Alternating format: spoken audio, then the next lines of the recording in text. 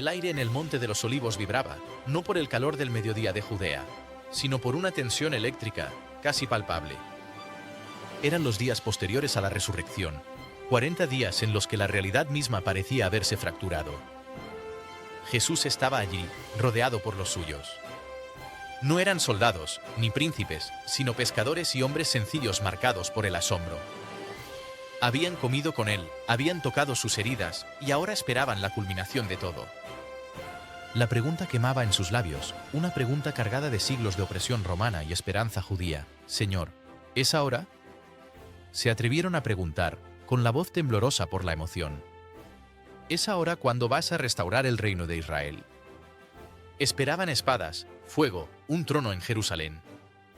Pero Jesús, con la mirada puesta en un horizonte mucho más lejano que el Imperio Romano, les dio una orden que resonaría por la eternidad.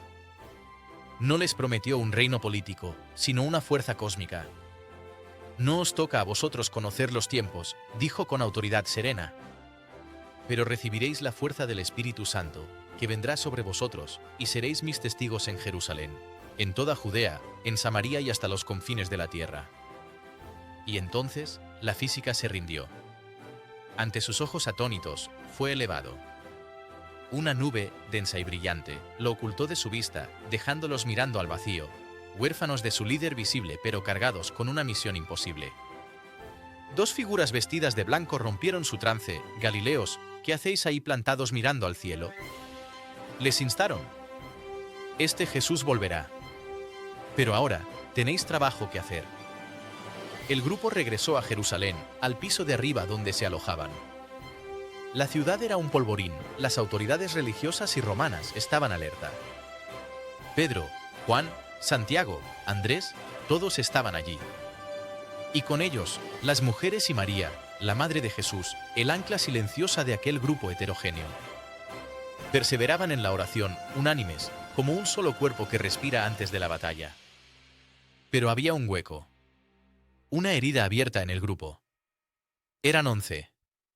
Faltaba uno para completar el número sagrado de las 12 tribus. Judas, el traidor, había dejado su lugar vacío tras su trágico final en el campo de sangre. Pedro, asumiendo por primera vez el manto de líder indiscutible, se puso en pie en medio de la asamblea de unos 120 hermanos. Su voz ya no tenía el miedo de la noche de la pasión, ahora tenía el peso de la roca. Hermanos, tronó Pedro, era necesario que se cumpliera la Escritura. Su puesto ha quedado desierto. Hace falta, por tanto, que uno se asocie a nosotros como testigo de la resurrección. Presentaron a dos candidatos que habían estado allí desde el principio, desde el bautismo de Juan hasta el ascenso: José, llamado Barsabás, y Matías. La tensión en la sala era absoluta. No era una simple votación, era la voluntad divina la que debía cerrar el círculo. Echaron suertes, confiando el destino a las manos de Dios. La suerte cayó sobre Matías. El círculo de los 12 estaba restaurado. La maquinaria estaba lista. Jerusalén dormía ajena a lo que estaba a punto de suceder, pero en aquel piso alto, 120 corazones latían al unísono, esperando la promesa, esperando esa fuerza misteriosa que les habían prometido. Todo estaba en calma, una calma tensa y profunda, justo antes de que el cielo decidiera romperse de nuevo. Bienvenidos a un relato que transformó la historia, el dramático evento de Pentecostés en la antigua Jerusalén. La calma en el cenáculo no duró mucho. Al llegar el día de Pentecostés, la ciudad de Jerusalén bullía abajo, repleta de peregrinos venidos de todos los rincones del mundo conocido para la fiesta de la cosecha. Pero en el piso de arriba, el aire cambió drásticamente. De repente, sin previo aviso, vino del cielo un estruendo. No era una brisa suave. Sonaba como una ráfaga de viento impetuoso, violento, un huracán invisible que no movía las piedras, sino las almas. El sonido llenó toda la casa donde estaban sentados, retumbando en sus pechos, haciendo vibrar los muros. El miedo inicial dio paso al asombro puro cuando la manifestación auditiva se tornó visual.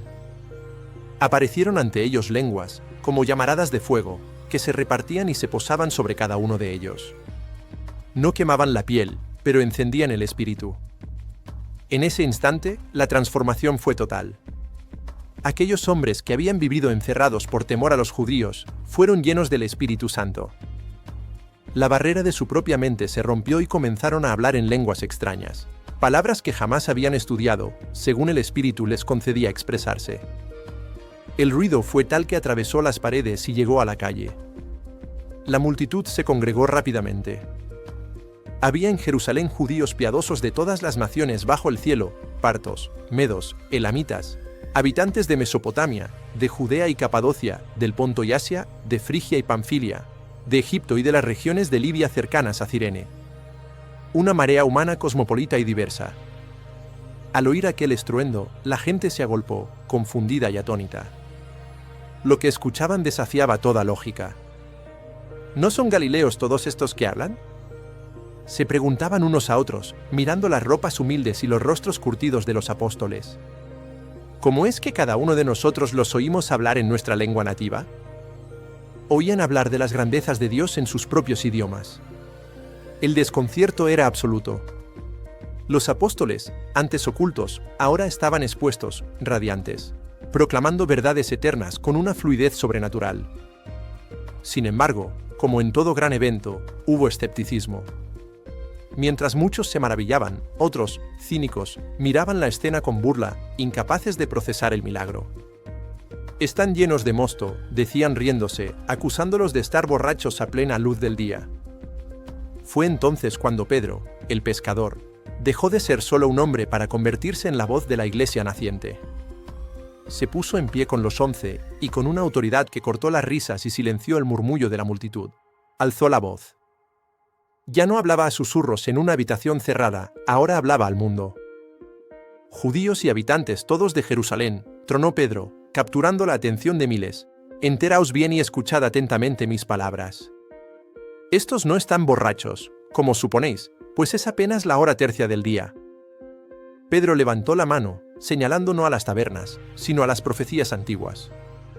Estaba a punto de explicarles que lo que veían no era vino, sino el cumplimiento de una promesa ancestral dicha por el profeta Joel. El discurso que cambiaría la historia acababa de comenzar. Eran las 3 de la tarde, la hora de la oración. El sol comenzaba a declinar sobre la piedra caliza dorada del templo, creando sombras largas y majestuosas. Los apóstoles Pedro y Juan subían juntos, mezclados entre los fieles, pero su destino no era la oración rutinaria. En la puerta del templo llamada La Hermosa, una obra maestra de bronce corintio que brillaba como el fuego, yacía la miseria humana. Había un hombre, tullido desde el vientre de su madre, al que traían y dejaban allí cada día. Su vida se reducía a mirar sandalias y esperar el sonido metálico de una moneda. Cuando vio a Pedro y a Juan a punto de entrar, les pidió limosna mecánicamente. No esperaba nada más que cobre. Pero Pedro no siguió caminando. Se detuvo en seco. «Míranos», ordenó. El hombre levantó la vista, con los ojos brillando por la expectativa de recibir algo. Pedro, con los bolsillos vacíos pero el espíritu rebosante, pronunció la sentencia que desafiaría a la economía y a la medicina. «No tengo plata ni oro», dijo Pedro con voz firme, «pero lo que tengo te doy, en nombre de Jesucristo, el Nazareno, echa a andar». Pedro no esperó. Lo agarró de la mano derecha y tiró de él. Fue instantáneo. En ese mismo momento, los pies y los tobillos del tullido, atrofiados durante décadas, se enderezaron y fortalecieron. No solo se puso en pie, de un salto, comenzó a andar. Entró con ellos en el templo, caminando, saltando y alabando a Dios a gritos. La liturgia se detuvo. Todo el pueblo lo vio. Reconocieron al mendigo de la puerta hermosa y el asombro paralizó el recinto. El hombre no soltaba a Pedro ni a Juan, abrazándolos como a náufragos que lo hubieran salvado del mar. La gente, estupefacta, corrió hacia ellos al lugar llamado Pórtico de Salomón, una columnata inmensa donde la voz podía resonar. Pedro vio la multitud y, como un general en el campo de batalla, aprovechó la oportunidad. «Israelitas, ¿por qué os admiráis de esto?», preguntó. «¿Por qué nos miráis a nosotros, como si hubiéramos hecho andar a este con nuestro propio poder?».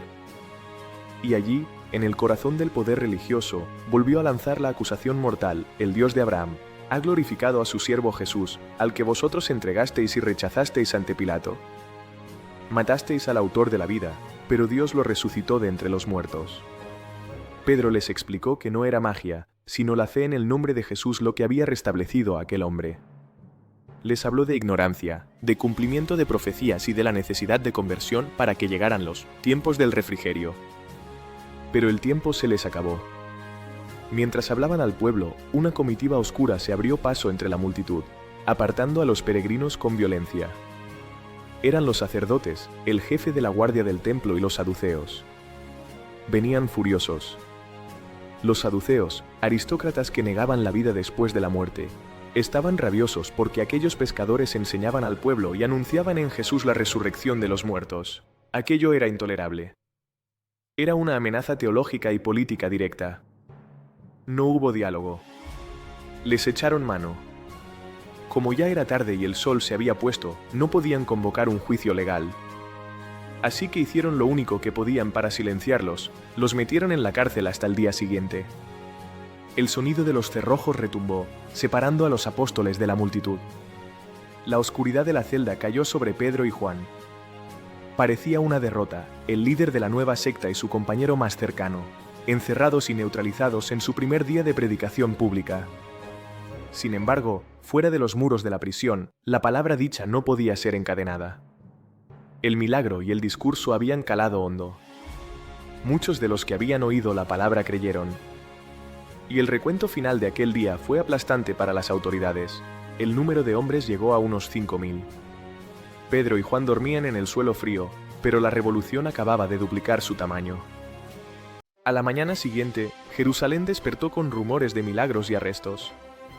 Pero en el corazón del poder, en la sala de piedra tallada del Sanedrín, la atmósfera era gélida. Se reunieron los jefes, los ancianos y los escribas. Era la élite absoluta de la nación. Allí estaba Anás, el sumo sacerdote, y Caifás, el hombre que había condenado a Jesús. Junto a ellos, Juan, Alejandro y toda la familia de sumos sacerdotes. Una muralla de túnicas finas, autoridad y teología. Hicieron traer a los prisioneros y los colocaron en medio del semicírculo intimidante. 2 pescadores galileos, con olor a cárcel, frente a la aristocracia de Jerusalén. ¿Con qué poder o en nombre de quién habéis hecho eso vosotros?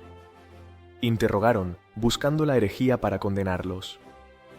Pedro, que semanas atrás había negado a Jesús ante una criada por miedo, ahora respiró hondo. Pero no era aire lo que llenaba sus pulmones, sino el Espíritu Santo. Jefes del pueblo y ancianos, comenzó Pedro con una calma desconcertante.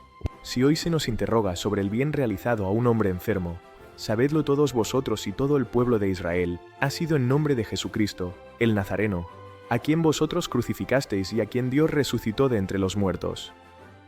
Pedro no se defendió, contraatacó. Señaló al tullido sanado, que estaba allí de pie como prueba irrefutable, y luego lanzó una sentencia teológica devastadora citando el Salmo 118. Este Jesús es la piedra que desechasteis vosotros, los arquitectos, y que se ha convertido en piedra angular. El silencio en la sala fue absoluto. Los miembros del Sanedrín estaban perplejos. Veían la seguridad de Pedro y Juan, y sabiendo que eran hombres sin instrucción ni cultura, estaban maravillados. Reconocían que habían estado con Jesús. Y lo peor para el tribunal, viendo al hombre que había sido curado de pie junto a ellos, no podían replicar nada. Ordenaron que salieran de la sala para deliberar. El pánico se apoderaba del consejo. ¿Qué vamos a hacer con estos hombres?, susurraban. Porque es evidente que han hecho un milagro notorio, no podemos negarlo. Decidieron optar por la contención de daños. Los llamaron de nuevo y les dieron una orden tajante: no debían hablar ni enseñar en absoluto en nombre de Jesús. Querían enterrar el nombre. Pero Pedro y Juan, de pie frente a la máxima autoridad religiosa de su mundo, trazaron la línea de la desobediencia civil sagrada. Juzgad si es justo delante de Dios obedeceros a vosotros más que a Dios, respondieron. Nosotros no podemos dejar de decir lo que hemos visto y oído. El tribunal, atado de manos por miedo a la reacción del pueblo, que glorificaba a Dios por lo sucedido, no se atrevió a castigarlos. Tras amenazarlos de nuevo, los soltaron. Pedro y Juan regresaron con los suyos y contaron lo sucedido. La comunidad, lejos de acobardarse por las amenazas de muerte, hizo algo extraordinario. No rezaron por seguridad, ni por protección, ni por venganza. Alzaron la voz a Dios pidiendo valentía. Señor, oraron, fíjate en sus amenazas y concede a tus siervos predicar tu palabra con toda valentía, extendiendo tu mano para que se realicen curaciones, signos y prodigios. Y entonces, la respuesta llegó. No fue una voz, fue un impacto. Al terminar de orar, tembló el lugar donde estaban reunidos. Las paredes se sacudieron, el suelo vibró y todos quedaron llenos del Espíritu Santo. El miedo se evaporó instantáneamente. Salieron de aquel lugar sacudido no para esconderse, sino para anunciar la palabra de Dios con valentía, listos para enfrentar cualquier cosa. La comunidad estaba blindada por el Espíritu, y su unidad era tal que se convirtieron en una leyenda viva en Jerusalén. Nadie consideraba sus bienes como propios, todo lo tenían en común. Los apóstoles daban testimonio con gran poder, y nadie pasaba necesidad, pues los dueños de tierras o casas las vendían y ponían el dinero a los pies de los apóstoles. Parecía una utopía inquebrantable. Pero donde hay luz intensa, las sombras se vuelven más oscuras. En medio de esta generosidad radical, una pareja, Ananías y Safira, estaba a punto de cometer un error fatal. En medio de aquella atmósfera de generosidad radical, donde hombres como Bernabé vendían sus campos y entregaban todo sin reservas, surgió una grieta. No fue una persecución externa, sino una corrupción interna. Un hombre llamado Ananías, junto con su mujer Safira, decidió vender una propiedad. Querían el prestigio de la santidad, el aplauso de la comunidad, pero no estaban dispuestos a pagar el precio completo. De acuerdo con su esposa, retuvo parte del dinero y llevó solo el resto para ponerlo a los pies de los apóstoles, fingiendo que era la totalidad. Ananías entró en la sala, quizás con una sonrisa de falsa piedad, esperando el elogio. Pero Pedro no vio el dinero, vio su corazón. El Espíritu le reveló la trampa al instante. Ananías, dijo Pedro, y su voz no tenía calidez, sino un peso judicial terrible. ¿Cómo es que Satanás ha llenado tu corazón para que mintieras al Espíritu Santo y te quedaras con parte del precio? ¿Del campo? La sala enmudeció. Pedro expuso la lógica del pecado. ¿Acaso no era tuyo mientras lo tenías? Y una vez vendido, ¿no podías disponer de él? No era obligatorio darlo todo. El pecado no fue la avaricia, fue la hipocresía. No has mentido a los hombres, sino a Dios. Al oír estas palabras, Ananías no tuvo tiempo de defenderse. Se desplomó y expiró. El golpe seco del cuerpo contra el suelo resonó como un trueno. Un gran temor se apoderó de todos los oyentes. No hubo funerales largos, unos jóvenes se levantaron, lo envolvieron y lo sacaron para enterrarlo. La justicia divina había sido instantánea. Pasaron unas 3 horas. La comunidad seguía en estado de shock cuando entró Safira, la esposa, ignorando lo que había sucedido. Pedro la miró, dándole una última oportunidad para la verdad. «Dime», preguntó, señalando el dinero, ¿vendisteis el campo por tanto? Era el momento de la redención. Pero ella, aferrada al guión pactado, respondió: «Sí, por tanto». Pedro, con la tristeza de quien ve un destino sellado, sentenció: ¿Por qué os habéis concertado para tentar al Espíritu del Señor? Mira, los pies de los que han enterrado a tu marido están en la puerta y te sacarán también a ti. En el acto, ella cayó a sus pies y murió. Cuando los jóvenes entraron, la encontraron muerta y la llevaron a enterrar junto a su marido. Un miedo reverencial recorrió a toda la iglesia y a todos los que oían contar estos sucesos. La lección estaba clara: este nuevo movimiento no era un club social, era el templo del Dios vivo, y el fuego que calentaba también podía quemar. La sombra de Pedro. Pero este temor no paralizó la misión, al contrario, la purificó y la potenció. La autoridad de los apóstoles se disparó hacia la estratosfera. Por mano de ellos se realizaban muchos signos y prodigios en el pueblo. La fama de Pedro alcanzó niveles míticos. La gente ya no esperaba que fuera al templo. Sacaban a los enfermos a las calles y los colocaban en catres y camillas. La esperanza era desesperada y hermosa. Esperaban que, al pasar Pedro, al menos su sombra cayera sobre alguno de ellos. Y funcionaba. Incluso de las ciudades vecinas a Jerusalén acudía la multitud, trayendo enfermos y atormentados por espíritus inmundos, y todos eran curados. la situación se estaba volviendo incontrolable para las autoridades. El pórtico de Salomón estaba siempre lleno. El problema de Jesús, lejos de desaparecer con la crucifixión, se había convertido en una marea imparable que amenazaba con ahogar el orden establecido. El sumo sacerdote y los saduceos, llenos de envidia y viendo su poder erosionarse día tras día, decidieron que las amenazas ya no eran suficientes. Era hora de actuar con mano de hierro. Por mano de los apóstoles se realizaban muchos signos y prodigios en medio del pueblo. Todos se reunían con un mismo espíritu en el pórtico de Salomón, los demás no se atrevían a juntárseles. Aunque la gente se hacía lenguas de ellos, más aún, crecía el número de los creyentes, una multitud tanto de hombres como de mujeres, que se adherían al Señor. La gente sacaba a los enfermos a las plazas y los ponía en catres y camillas, para que, al pasar Pedro, su sombra, por lo menos, cayera sobre alguno. Acudía incluso mucha gente de las ciudades cercanas a Jerusalén, llevando a enfermos y poseídos de espíritu inmundo, y todos eran curados. Entonces el sumo sacerdote y todos los suyos, que integran la secta de los saduceos, en un arrebato de celo, prendieron a los apóstoles y los metieron en la cárcel pública. Pero, por la noche, el ángel del Señor les abrió las puertas de la cárcel y los sacó fuera, diciéndoles: «Marchaos y, cuando lleguéis al templo, explicad al pueblo todas estas palabras de vida». Entonces ellos, al oírlo, entraron en el templo al amanecer y se pusieron a enseñar. Llegó entre tanto el sumo sacerdote con todos los suyos.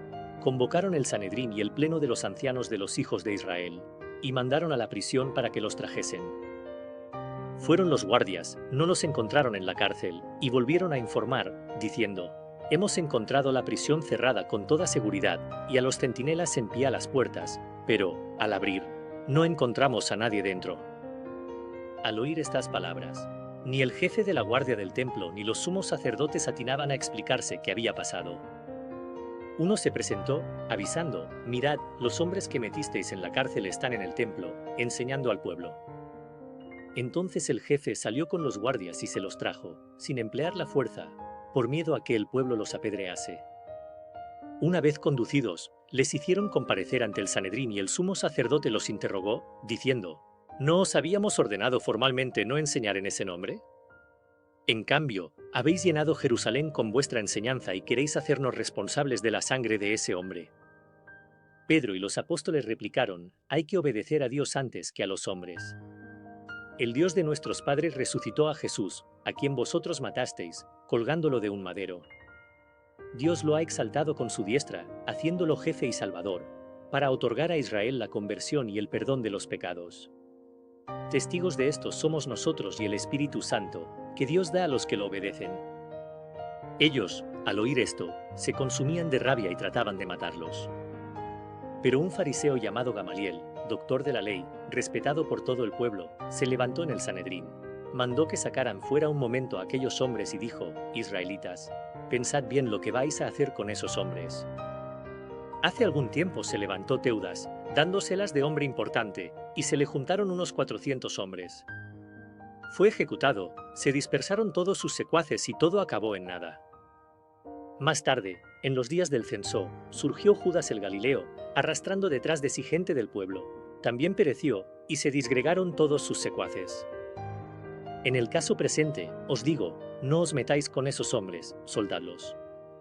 Si su idea y su actividad son cosa de hombres, se disolverá, pero, si es cosa de Dios, no lograréis destruirlos, y os expondríais a luchar contra Dios. Le dieron la razón y, habiendo llamado a los apóstoles, los azotaron, les prohibieron hablar en nombre de Jesús, y los soltaron.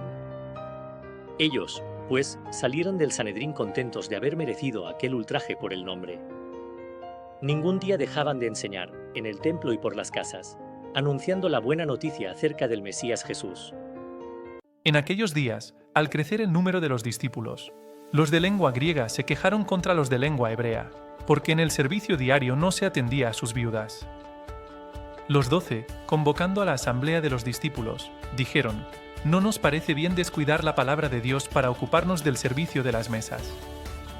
Por tanto, hermanos, escoged a 7 de vosotros, hombres de buena fama, llenos de espíritu y de sabiduría, y los encargaremos de esta tarea, nosotros nos dedicaremos a la oración y al servicio de la palabra». La propuesta les pareció bien a todos y eligieron a Esteban, hombre lleno de fe y de Espíritu Santo, a Felipe, Prócoro, Nicanor, Timón, Pármenas y Nicolás, prosélito de Antioquía. Se los presentaron a los apóstoles y ellos les impusieron las manos orando. La palabra de Dios iba creciendo y en Jerusalén se multiplicaba el número de discípulos. Incluso muchos sacerdotes aceptaban la fe. Esteban, lleno de gracia y poder, realizaba grandes prodigios y signos en medio del pueblo. Unos cuantos de la sinagoga llamada de los libertos, oriundos de Cirene, Alejandría, Cilicia y Asia, se pusieron a discutir con Esteban, pero no lograban hacer frente a la sabiduría y al espíritu con que hablaba. Entonces indujeron a unos que asegurasen: le hemos oído palabras blasfemas contra Moisés y contra Dios. Alborotaron al pueblo, a los ancianos y a los escribas, y, viniendo de improviso, lo agarraron y lo condujeron al Sanedrín, presentando testigos falsos que decían: este individuo no para de hablar contra el lugar santo y la ley, pues le hemos oído decir que ese Jesús el Nazareno destruirá este lugar y cambiará las tradiciones que nos dio Moisés. Todos los que estaban sentados en el Sanedrín fijaron su mirada en él y su rostro les pareció el de un ángel. Dijo el sumo sacerdote: ¿es esto así? Él respondió: hermanos y pares, escuchad. El Dios de la gloria se apareció a nuestro padre Abraham cuando estaba en Mesopotamia, antes de establecerse en Harán, y le dijo: sal de tu tierra y de tu parentela y vete a la tierra que te mostraré. Entonces, saliendo de la tierra de los caldeos, se instaló en Harán después de la muerte de su padre. Le hizo trasladar su morada de allí a esta tierra que vosotros habitáis ahora. No le dio herencia en ella, ni siquiera lo que pisa un pie, pero prometió dársela en posesión a él y a su descendencia después de él, cuando aún no tenía un hijo. Y Dios habló así, que su descendencia será peregrina en tierra extraña. La someterán a esclavitud y la maltratarán durante 400 años. Pero a la nación a la que servirán como esclavos la juzgaré yo, dice Dios. Y después de esto saldrán y me adorarán en este lugar. Y le dio la circuncisión como signo de la alianza, y así engendró a Isaac y lo circuncidó el día 8, e Isaac a Jacob y Jacob a los 12 patriarcas. Los patriarcas, envidiosos de José, lo vendieron con destino a Egipto. Pero Dios estaba con él, pues lo libró de todas sus tribulaciones. Le concedió sabiduría y lo hizo grato al faraón, rey de Egipto, el cual lo constituyó jefe de Egipto y de toda su casa. Sobrevino entonces en todo Egipto y Canaán hambre y una gran tribulación, y nuestros padres no encontraron víveres. Habiendo oído Jacob que había trigo en Egipto, envió a nuestros padres una primera vez. A la vez siguiente se dio a conocer José a sus hermanos y conoció el faraón el linaje de José. José envió mensajeros para que trajesen a su padre, Jacob, y a toda su familia, unas 75 personas. Bajó, pues, Jacob a Egipto y murieron él y nuestros padres, y fueron trasladados a Siquén y depositados en la sepultura que había comprado Abraham a precio de plata a los hijos de Em en Siquén. A medida que se acercaba el tiempo de la promesa que había hecho Dios a Abraham, creció el pueblo y se multiplicó en Egipto, hasta que surgió otro rey en Egipto que no había conocido a José. Este rey, actuando astutamente contra nuestro linaje, maltrató a nuestros padres hasta el punto de forzarlos a abandonar a los recién nacidos para que no sobrevivieran. En este tiempo nació Moisés, que era hermoso a los ojos de Dios. Fue criado durante 3 meses en la casa de su padre, después fue abandonado y lo recogió la hija del faraón, que lo hizo criar como hijo suyo. Y fue educado Moisés en toda la sabiduría de los egipcios y era poderoso de palabra y de obra. Al cumplir los 40 años, nació en su corazón la idea de visitar a sus hermanos, los hijos de Israel, y, habiendo visto que uno era agraviado, acudió a su defensa y vengó al injuriado, matando al egipcio. Pensaba que sus hermanos comprenderían que Dios iba a darles la salvación por su mano, pero no comprendieron. Al día siguiente se presentó mientras estaban peleando e intentaba ponerlos en paz, diciendo: «Hombres, sois hermanos, ¿por qué os ofendéis uno a otro?» Pero el que ofendía a su compañero lo rechazó, diciendo: ¿Quién te ha constituido jefe y juez sobre nosotros? ¿Acaso quieres matarme igual que mataste ayer al egipcio? Moisés huyó a causa de estas palabras y vivió como forastero en tierra de Madián, en la que engendró 2 hijos. Pasados 40 años se le apareció un ángel en el desierto del monte Sinaí sobre la llama de una zarza que ardía. Al ver la visión, Moisés se maravilló y, al acercarse para mirar mejor, se dejó oír la voz del Señor: «Yo soy el Dios de tus padres, el Dios de Abraham, de Isaac y de Jacob». Moisés se echó a temblar y no se atrevía a mirar. Entonces le dijo el Señor: quítate las sandalias de tus pies, pues el lugar donde estás es tierra santa. Con mis propios ojos he visto la aflicción de mi pueblo que está en Egipto, he escuchado sus gemidos y he bajado a librarlos. Ahora ven, que voy a enviarte a Egipto. A este Moisés, de quien renegaron diciendo: ¿quién te ha constituido jefe y juez? A este envió Dios como jefe y redentor por mano del ángel que se le apareció en la zarza.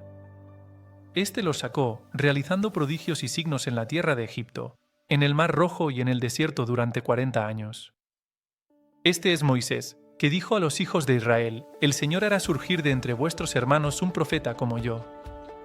Este es el que en la asamblea del desierto estuvo con el ángel que le hablaba en el monte Sinaí con nuestros padres, el que recibió palabras de vida para transmitirlas a nosotros. Este es Moisés, a quien nuestros padres no quisieron obedecer, sino que lo rechazaron y en sus corazones volvieron a Egipto, cuando dijeron a Aarón: haznos dioses que vayan delante de nosotros, porque ese Moisés que nos sacó de la tierra de Egipto, no sabemos qué ha sido de él. Y fabricaron en aquellos días un becerro, ofrecieron un sacrificio al ídolo y celebraron gozosos un banquete en honor de las obras de sus manos. Entonces Dios se apartó de ellos y los entregó a la adoración del ejército del cielo, como está escrito en el libro de los profetas: ¿acaso me ofrecisteis víctimas y sacrificios durante 40 años en el desierto, casa de Israel? Tomasteis con vosotros la tienda de Moloc y la estrella de vuestro dios Refán, las imágenes que hicisteis para adorarlas. Pues yo os llevaré más allá de Babilonia. Nuestros padres tenían en el desierto la tienda del testimonio, como mandó el que dijo a Moisés que la construyera, copiando el modelo que había visto. Nuestros padres recibieron como herencia esta tienda y la introdujeron, guiados por Josué, en el territorio de los gentiles, a los que Dios expulsó delante de ellos.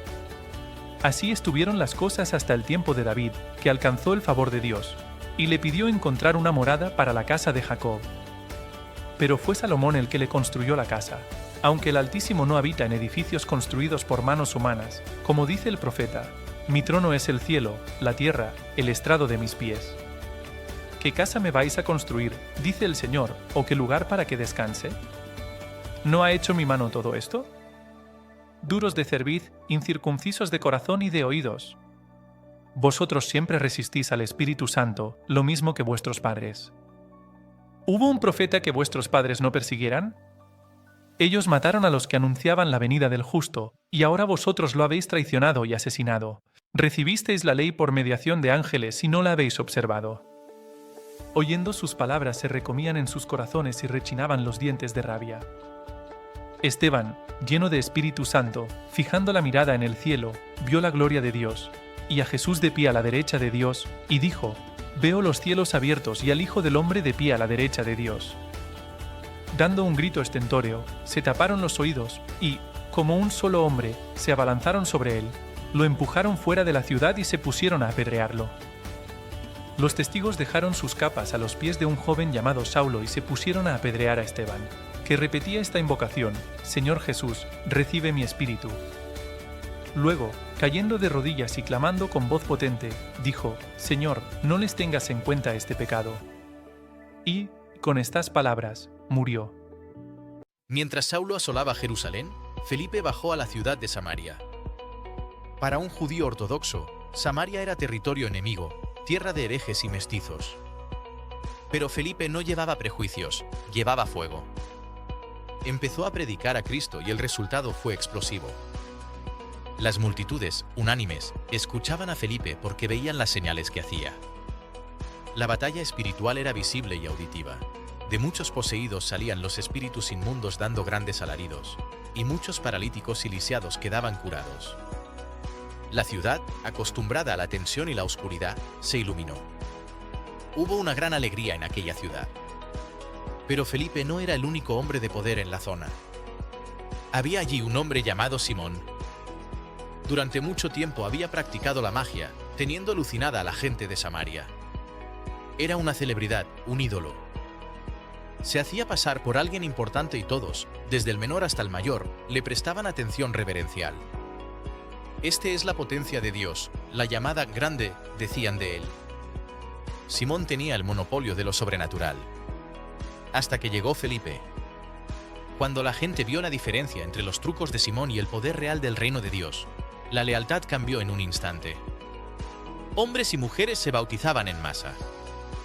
Incluso el propio Simón, el gran mago, quedó descolocado. Simón creyó también. Se bautizó y no se separaba de Felipe. Estaba estupefacto viendo las señales y los grandes milagros que sucedían. Para él, aquello era una magia de nivel superior que necesitaba comprender. La noticia de que Samaria, los samaritanos, había recibido la palabra de Dios llegó a los apóstoles que resistían en Jerusalén. No podían creerlo, tenían que verificarlo y completarlo. Enviaron a Pedro y a Juan. Al llegar, notaron que faltaba algo crucial. Habían sido bautizados en el nombre del Señor Jesús, pero el Espíritu Santo aún no había descendido sobre ninguno de ellos. Pedro y Juan comenzaron a imponerles las manos. Y entonces sucedió. El Espíritu vino. No sabemos exactamente qué vieron, quizás lenguas, quizás profecía, quizás una transformación visible, pero fue algo tan tangible, tan poderoso, que los ojos de Simón el mago brillaron de codicia. Simón vio el mecanismo, ponían las manos y el poder fluía. Su mente de hechicero y mercader hizo el cálculo inmediato. Se acercó a los apóstoles, sacó una bolsa de monedas y les hizo una oferta que pasaría a la historia de la infamia. Dadme también a mí este poder, para que cualquiera a quien yo imponga las manos reciba el Espíritu Santo. Quería comprar la franquicia de Dios. Quería el truco para su repertorio. La respuesta de Pedro fue un latigazo verbal, una maldición que congeló la sonrisa del mago. «Que tu dinero perezca contigo», tronó Pedro, por haber pensado que el don de Dios se compra con dinero. Pedro vio el interior de Simón con una claridad aterradora. No tienes arte ni parte en este asunto, porque tu corazón no es recto ante Dios. Arrepiéntete de esa maldad tuya, pues veo que estás lleno de hiel amarga y atado por la injusticia. Simón, el hombre que se hacía llamar la gran potencia, se encogió de miedo ante el pescador de Galilea.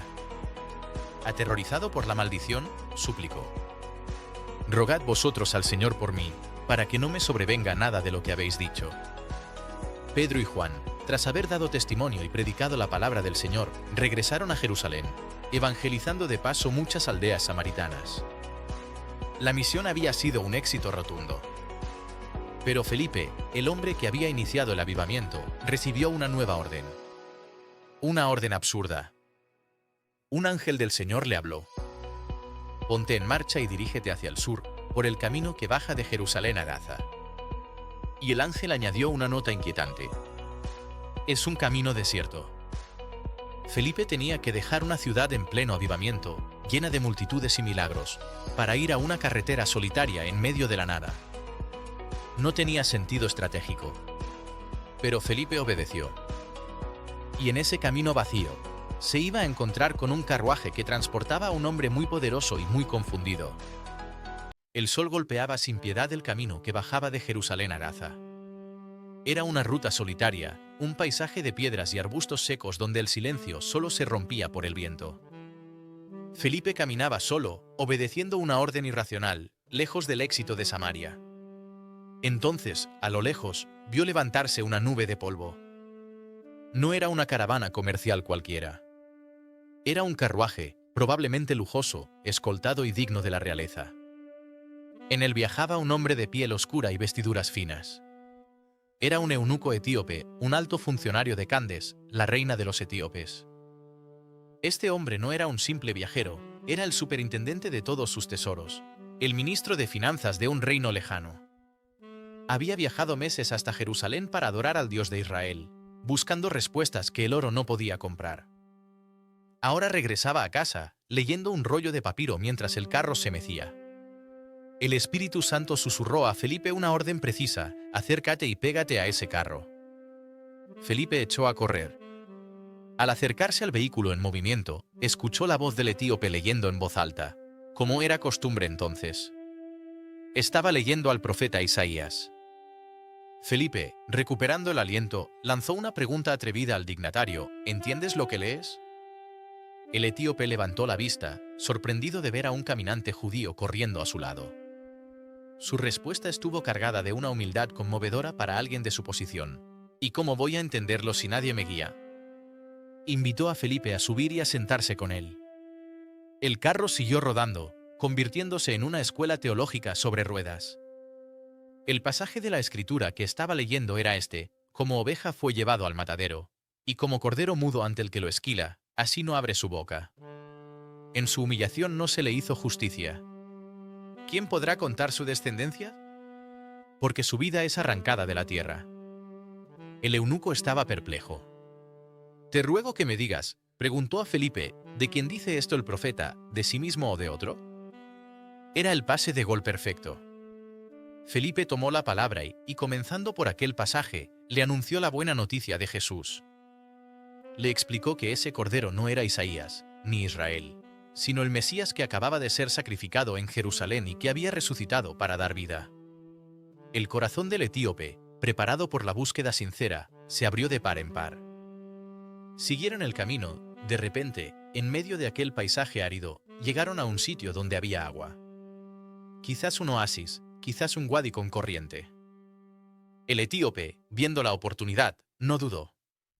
Sus ojos brillaron con urgencia. «Mira, aquí hay agua. ¿Qué impide que yo sea bautizado?» No había templo, ni liturgia, ni periodo de prueba. Solo fe y agua. Mandó parar el carro. Bajaron ambos al agua, Felipe y el eunuco, y allí mismo, bajo el cielo abierto y ante la mirada atónita de la escolta real, lo bautizó. El ministro de Etiopía emergió del agua como un hombre nuevo, ciudadano de un reino eterno. Pero en cuanto salieron del agua, ocurrió lo inexplicable. La misión de Felipe allí había terminado con precisión quirúrgica. El Espíritu del Señor arrebató a Felipe. Fue instantáneo. El eunuco se dio la vuelta y Felipe ya no estaba. Se había desvanecido, teletransportado por la fuerza divina hacia su siguiente misión. El etíope no lo vio más, pero no sintió miedo ni pérdida. Subió a su carro y siguió su camino lleno de alegría, llevando la semilla del Evangelio hacia el corazón de África. Felipe, por su parte, se encontró de repente en Azoto. Sin perder tiempo preguntándose cómo había llegado allí, siguió evangelizando todas las ciudades de la costa, Lida, Jope, la llanura de Sarón, hasta llegar a Cesarea Marítima. La iglesia se expandía por el norte y por el sur. Pero en Jerusalén, la oscuridad se concentraba. El joven que había guardado la ropa de los asesinos de Esteban estaba listo para su movimiento final. La bestia estaba a punto de salir de caza hacia Damasco. La sala del Sanedrín se había convertido en una turba. No hubo sentencia formal, ni escribas anotando el veredicto. La furia colectiva arrastró a Esteban fuera de la sala, empujándolo por los pasillos del templo, bajando las escalinatas, atravesando las calles de Jerusalén. Lo sacaron fuera de la ciudad. La ley prohibía ejecutar dentro de los muros sagrados, pero la ironía era cruel. Cuidaban la pureza ritual mientras se preparaban para asesinar a un inocente. Llegaron a un lugar pedregoso, quizás cerca de una cantera o un barranco. El sol del mediodía caía a plomo. Esteban, magullado por los empujones, se detuvo. Estaba rodeado. Según la ley, los testigos que habían acusado al reo debían ser los primeros en lanzar las piedras. Para hacerlo con fuerza y libertad de movimiento, necesitaban quitarse los mantos pesados. Buscaron un lugar seguro donde dejarlos. Y allí, apartado del tumulto, observando la escena con una aprobación fría y calculadora, había un joven llamado Saulo. Los verdugos depositaron sus mantos a los pies de Saulo. Él no se ensució las manos con tierra, pero su corazón cargaba con el peso de aquella ejecución. Era el garante oficial, la autoridad moral de aquel linchamiento. Comenzó la lluvia de muerte. Las piedras volaban, golpeando el cuerpo de Esteban. El sonido seco de los impactos y el polvo que se levantaba creaban una escena dantesca. Pero Esteban, lejos de maldecir o suplicar clemencia a sus verdugos, hizo algo que conectó el cielo con la tierra una vez más. Mientras lo apedreaban, él oraba. «Señor Jesús, recibe mi espíritu», gritó, entregando su vida al que había visto de pie a la derecha de Dios. Las fuerzas le fallaban. Cayó de rodillas bajo el peso del castigo. Pero le quedaba aliento para una última frase, un grito potente que resonaría en la conciencia de uno de los presentes por el resto de sus días. «Señor, no les tengas en cuenta este pecado». Con esa absolución final, sus ojos se cerraron. El texto bíblico usa un eufemismo de una ternura infinita para describir su muerte violenta. Se durmió. La violencia cesó. El cuerpo de Esteban yacía quieto. Saulo miró el cadáver y aprobó su muerte. En su mente se había hecho justicia, la herejía había sido cortada. No sabía que acababa de presenciar la semilla de su propia destrucción y renacimiento. La muerte de Esteban no fue el final, fue el detonante. Ese mismo día se desató una gran persecución contra la iglesia de Jerusalén. La tregua de Gamaliel se había roto. Ya no había protección. El pánico y la necesidad de supervivencia dispersaron a la comunidad. Todos, excepto los apóstoles, se dispersaron por las regiones de Judea y Samaria. Saulo no se conformó con la muerte de uno. Decidió exterminar la plaga de raíz. Se convirtió en la pesadilla de los creyentes. Destrozaba a la iglesia. No respetaba la santidad del hogar, entraba en las casas, sacaba a rastras a hombres y mujeres y los metía en la cárcel. Jerusalén se vació de cristianos. Parecía que Saulo había ganado. Había dispersado al enemigo. Pero cometió un error estratégico fatal. Al dispersar las brasas de una hoguera, no se apaga el fuego, se provoca un incendio forestal. Los que se habían dispersado no se escondieron en silencio. Iban por todas partes anunciando la buena noticia de la palabra. La persecución, diseñada para silenciar el mensaje, se convirtió en el vehículo más eficaz para expandirlo. Y uno de esos dispersados, Felipe, bajó a una ciudad de Samaria y empezó a predicar a Cristo. Lo que iba a suceder allí demostraría que ni Saulo ni el infierno podían detener lo que había comenzado. Mientras Felipe desaparecía en el sur, en el norte se formaba una tormenta humana. Saulo no estaba satisfecho. La muerte de Esteban había sido solo el aperitivo, ahora quería el plato fuerte. El texto describe su estado mental con una frase aterradora. Saulo respiraba amenazas y muerte contra los discípulos del Señor. No era solo celo religioso, era una obsesión visceral. Se presentó ante el sumo sacerdote y le pidió cartas oficiales para las sinagogas de Damasco. Su plan era una operación de extracción internacional. Si encontraba allí a algunos seguidores del camino, hombres o mujeres, los traería atados a Jerusalén para ser juzgados. Saulo montó su expedición. Damasco estaba lejos, a una semana de camino bajo el sol abrasador, pero su odio le daba energía inagotable. Cabalgaba convencido de que estaba haciendo la voluntad de Dios al eliminar a los herejes. Ya estaba cerca de Damasco. Era alrededor del mediodía, cuando el sol está en su cenit y las sombras desaparecen. De repente, la física se rompió. Una luz del cielo lo envolvió. No fue un rayo de sol. Fue un resplandor más brillante que el sol mismo, un flash atómico que aniquiló su visión. La fuerza del impacto fue tal que Saulo fue arrancado de su montura y cayó a tierra. Allí, tirado en el polvo del camino, indefenso y aturdido, escuchó una voz. No era un trueno, sino palabras inteligibles que atravesaron su alma. Saulo, Saulo, ¿por qué me persigues? La pregunta era extraña. Saulo perseguía a gente, a herejes, a campesinos galileos. No perseguía a ninguna voz celestial. Confuso y temblando, preguntó, ¿quién eres, Señor? La respuesta que recibió desintegró todo su universo teológico en un segundo. La voz dijo, yo soy Jesús, a quien tú persigues. El horror debió ser absoluto. Jesús no estaba muerto. No era un falso profeta enterrado en una tumba de Jerusalén. Estaba vivo, hablaba desde la gloria del cielo, lo más aterrador, se identificaba personalmente con aquellos a los que Saulo estaba torturando. Perseguir a un cristiano era cazar a Dios. Levántate, ordenó la voz, entra en la ciudad y se te dirá lo que tienes que hacer. La luz se desvaneció. Los hombres que iban con él estaban paralizados por el espanto, oían la voz, pero no veían a nadie. Saulo se levantó del suelo. Intentó abrir los ojos, parpadeando para quitarse el polvo y el resplandor. Pero el mundo había desaparecido. No veía nada. El gran inquisidor, el hombre que llevaba las cartas de poder del sumo sacerdote, estaba ahora completamente ciego, vulnerable como un niño. Sus soldados, confundidos, tuvieron que hacer algo humillante para un líder orgulloso, llevarlo de la mano hasta Damasco. Entró en la ciudad, no como el conquistador que había planeado ser, sino como un prisionero de la oscuridad. Lo llevaron a una casa en la calle llamada Recta. Y allí comenzó su verdadera penitencia. Estuvo 3 días sin ver, y en un ayuno absoluto, no comió ni bebió.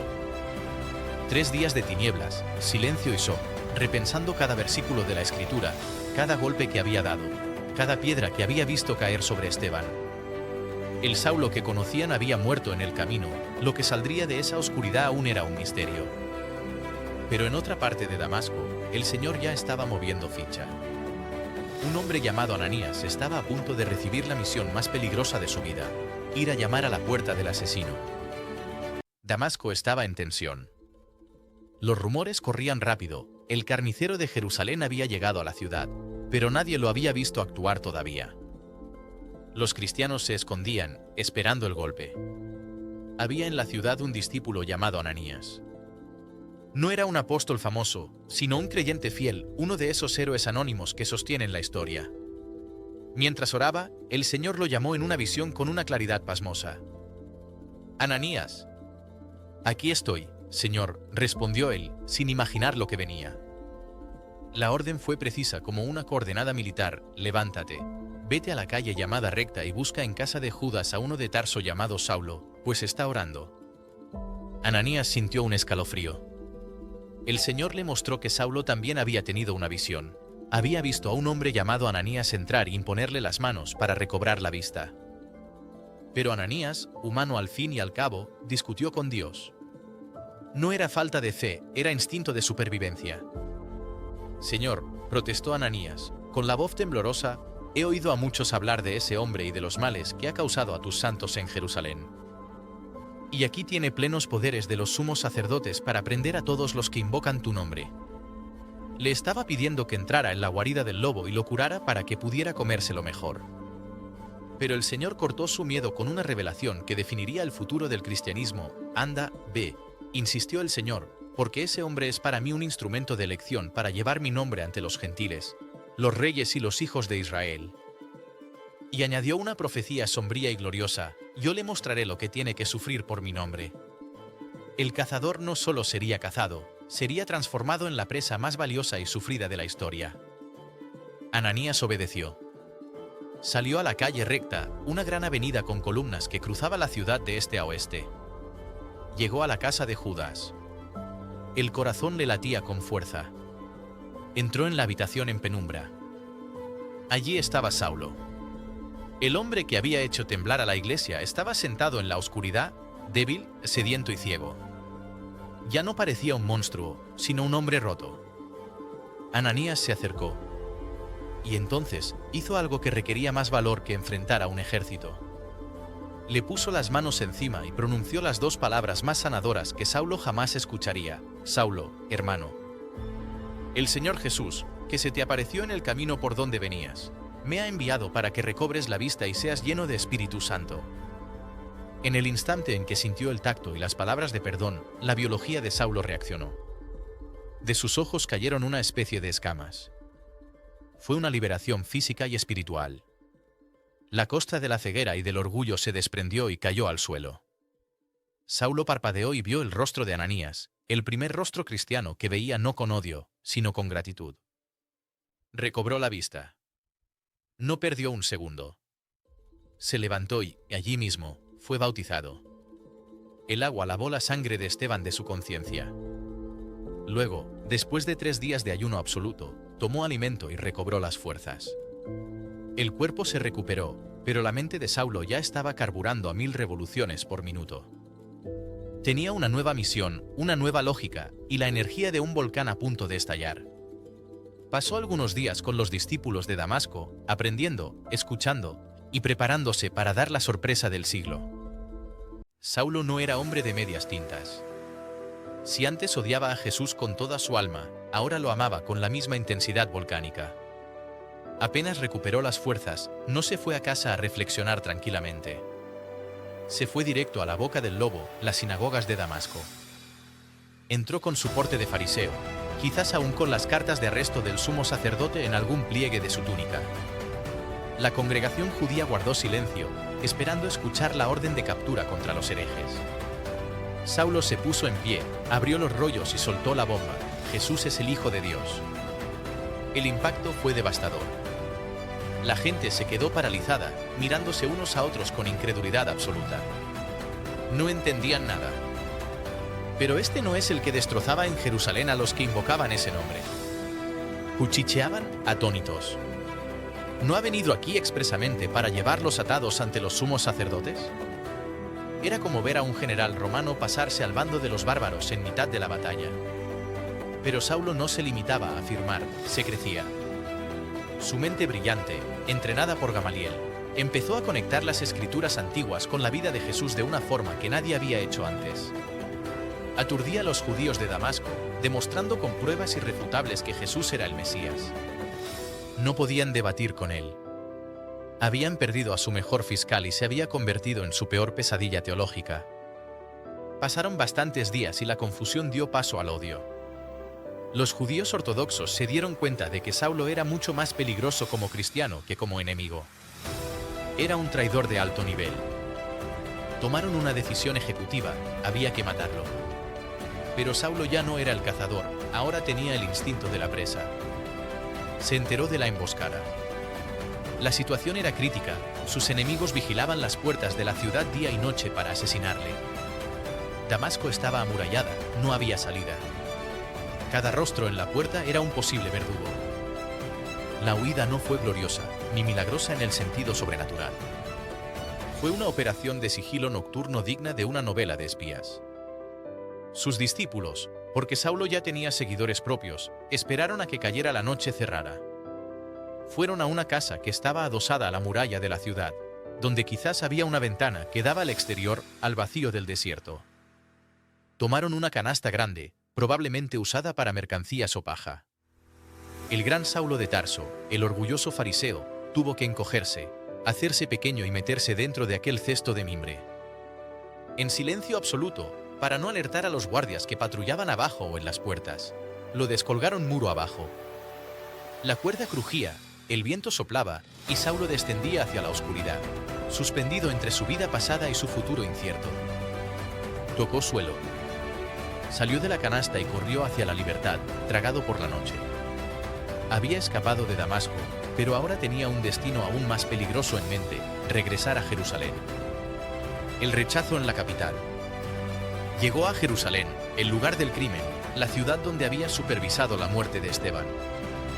Intentó juntarse con los discípulos. Se acercó a la comunidad cristiana, esperando ser recibido como un hermano. Pero se encontró con un muro de hielo. Todos le tenían miedo. Nadie creía que fuera discípulo. Pensaban que era una trampa, una infiltración de la inteligencia del Sanedrín para acabar con ellos desde dentro. Saulo se quedó solo, rechazado por sus antiguos amigos judíos y por sus nuevos hermanos cristianos. Estaba en tierra de nadie. Hasta que apareció, de nuevo, un hombre dispuesto a jugársela por él. Bernabé.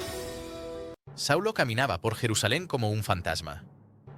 Los sacerdotes lo querían muerto por traidor y los cristianos lo evitaban por terror. Estaba atrapado en un limbo social, incapaz de cumplir su misión. Fue entonces cuando Bernabé decidió romper el círculo del miedo. Bernabé vio en los ojos de Saulo no al asesino, sino al hermano. Lo tomó consigo, arriesgando su propia reputación, y lo presentó a los apóstoles. Bernabé actuó como abogado defensor. Les contó la historia completa, como Saulo había visto al Señor en el camino, como Jesús le había hablado, y como en Damasco había predicado con valentía el nombre de Jesús. El testimonio de Bernabé fue suficiente. Las puertas se abrieron. Saulo comenzó a convivir con ellos, entrando y saliendo de Jerusalén, hablando con valentía en el nombre del Señor. Pero Saulo tenía una cuenta pendiente. Se dirigió específicamente a los helenistas, el mismo grupo de judíos de habla griega con los que había conspirado Esteban antes de morir. Saulo intentó convencerlos con la misma pasión con la que antes los lideraba. Discutía, argumentaba, debatía. La reacción fue visceral. Los helenistas no querían debates, querían sangre. Intentaban matarlo. Los hermanos, al darse cuenta de que Jerusalén era una trampa mortal para Saulo, tomaron una decisión logística rápida. lo sacaron de la zona caliente. Lo bajaron al puerto de Cesarea y lo enviaron en barco hacia su ciudad natal, Tarso. Saulo salió de escena temporalmente, regresando a las sombras de Cilicia para madurar en silencio. La paz y el pescador viajero. Con el agitador Saulo fuera de la ecuación, la Iglesia gozó de un momento de paz en toda Judea, Galilea y Samaria. Se iba construyendo y progresaba en la fidelidad al Señor, multiplicándose animada por el Espíritu Santo. En este clima de expansión, Pedro, como supervisor general, recorría todos los lugares. En su gira pastoral, bajó a visitar a los santos que vivían en Lida. Allí encontró a un hombre llamado Eneas. La situación de Eneas era desesperada, llevaba 8 años postrado en una camilla, paralítico. Era parte del mobiliario de la ciudad, un caso perdido, un hombre estático. Pedro entró en su casa. No hizo una larga oración, ni pidió un sacrificio. Simplemente le dio una información vital: Eneas, Jesucristo te cura. Y le dio una orden práctica para demostrarlo: levántate y hazte la cama. Fue inmediato. Eneas se levantó. El impacto social fue masivo. No fue un milagro privado. Lo vieron todos los habitantes de Lida y de la llanura de Sarón. Al ver al paralítico de 8 años caminando por el mercado, la reacción fue unánime: se convirtieron al Señor. Pero mientras en Lida celebraban, a pocos kilómetros de allí, en la ciudad costera de Jope, la tragedia golpeaba. Había una discípula llamada Tabita. Era una mujer esencial, rica en buenas obras y limosnas. Era el alma caritativa de la comunidad, la que vestía a los pobres. Pero en aquellos días, enfermó y murió. El luto cayó sobre la comunidad de Jope. Lavaron su cuerpo con respeto, y en lugar de enterrarla inmediatamente, la depositaron en la sala del piso de arriba. Los discípulos de Jope se enteraron de que Pedro estaba cerca, en Lida. La esperanza luchaba contra la realidad de la muerte. Enviaron a 2 hombres con un mensaje urgente, casi una súplica desesperada contra el tiempo: no tardes en venir a nosotros. Pedro no hizo preguntas. Se levantó y se fue con ellos. No sabía que iba a hacer frente a un cadáver frío, pero sabía que el Señor lo llamaba.